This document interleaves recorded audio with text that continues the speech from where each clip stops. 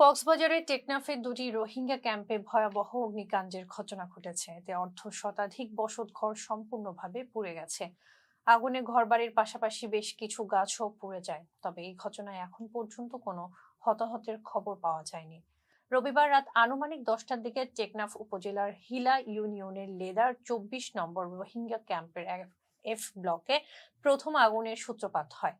মুহূর্তের মধ্যে আগুন দ্রুত ছড়িয়ে পড়ে এবং ভয়াবহ রূপ নেয়। পরে তা পাশের আলীখালী 25 নম্বর রোহিঙ্গা ক্যাম্পেও ছড়িয়ে পড়ে, ফলে ক্ষয়ক্ষতির পরিমাণ আরও বেড়ে যায়। খবর পেয়ে ফায়ার সার্ভিস ও সিভিল ডিফেন্সের সদস্যরা দ্রুত ঘটনাস্থলে পৌঁছান।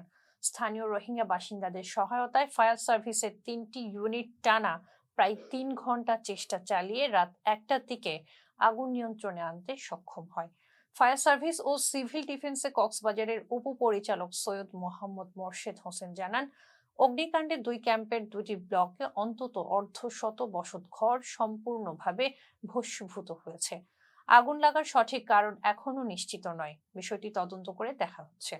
এদিকে রোহিঙ্গা যুবনেতা আব্দুল মোনাব জানান, আগুনে বহু পরিবার তাদের সবকিছু হারিয়েছে। ঘরবাড়ি, নিত্য প্রয়োজনীয় জিনিসপত্র পড়ে যাওয়ায় তারা চরম দুর্ভোগে পড়েছে।